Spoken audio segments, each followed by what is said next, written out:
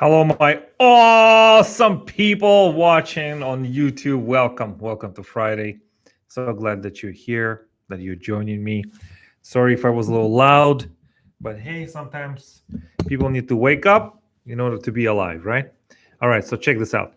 So this week, I had a few things going on in my life. I gave a few speeches online. I actually gave one speech in person as well. Went to a local Keller Williams realty store in Florida. And what was interesting is I think this is going to be the future of all events. And I think big time celebrities, performers has always knew this, always done it, but now it's reaching us mortals, everyone on the earth. Is that in this big office, there was a capacity to seat about 60, 70 people. So there was 8 people in person in attendance and about 20, 25 people online. So as a performer, speaker, professional, now you have this reality. It's not going away. The reality is you need to be able to speak in front of people in person and at the same time, simultaneously, in real time, reach people online who have questions.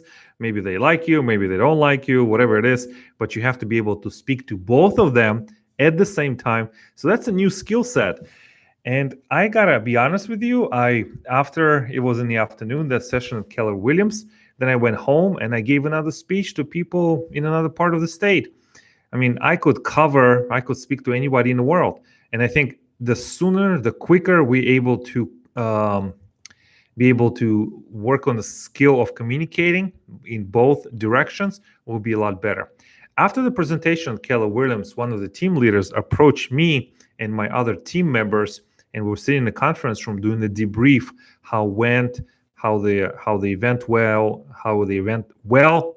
went. And what was interesting, she said that real estate agents, they're people just like us. They could be better at communication. They could be better at listening. They could be better at asking better questions. And one of the things she said is that a lot of real estate agents suffer from, or maybe lack at, or not even able to do this very efficiently, is to get a listing. So let's say I'm a real estate agent. I would go to your home and I would sit down with you in your kitchen, on your term, in your territory, and I would ask you questions. Why do you want to sell the house? Is there an event in your family? Sometimes it's unpleasant event.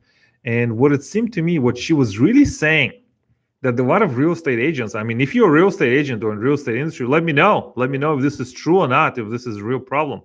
Is that there's not a lot of empathetic listening and allowing the seller of the house to really tell their story.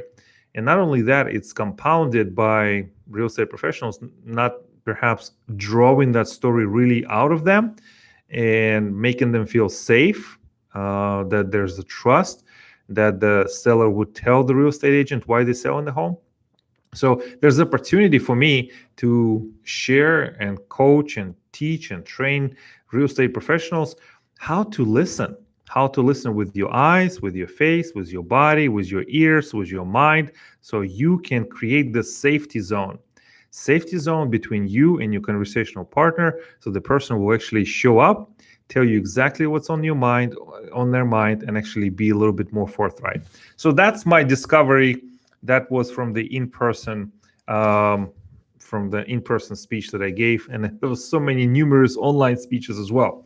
The other thing I want to share with you is I've been listening and reading this book, and the book is, as you can probably tell, it's a Stephen King on writing. And it's one of those manuals. If you consider yourself to be a writer, or you write for a living, or you write emails, or you write newsletters, or you write website copy, whatever it is, you got to make sure you look at the Stephen King book. And sometimes I try to accelerate my learning. So not only do I have the book, I also have the audiobook on the same time. So when I'm driving in my car, I'm listening to the audiobook. And when I'm at home or taking a break with a coffee, I read the physical book. And that's what it is. Sometimes you have to double up. And I got to tell you, I love listening to books on tape. Yeah, I am old-fashioned. I'm old school, but I love to put the CD, and I have the CDs right here. the CDs right here. Uh, CDs. I put it right in my car and I cruise along and I listen to Stephen King or to John Maxwell or Daniel Ariely, all those beautiful books and so much knowledge. And then just to drive in the points, I read the book as well.